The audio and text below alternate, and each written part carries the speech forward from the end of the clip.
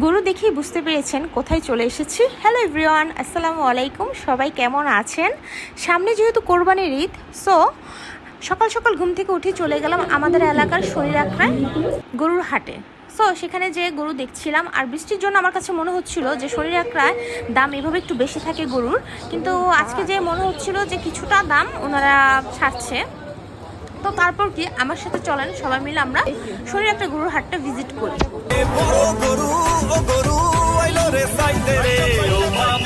বাজাও নাইলে গরুর গুতা খাও, দেখা শূন্য বাচ্চা লও, যত পারো ঘুইরা লাও। কোরবানির হাট রে ঘুইরা যাও একসাথে, হায় কোরবানির হাট রে ঘুইরা যাও একসাথে, হায় কোরবানির হাট রে ঘুইরা যাও একসাথে, হায় হায় কোরবানির হাট রে ঘুইরা যাও একসাথে। গরু গরু ও গরু আইলো রে সাইতে রে, বড় গরু ও গরু আইলো রে সাইতে রে। ও মামা চেক বাজাও নাইলে গরুর গুতা খাও, দেখা শূন্য বাচ্চা লও, যত পারো ঘুইরা লাও।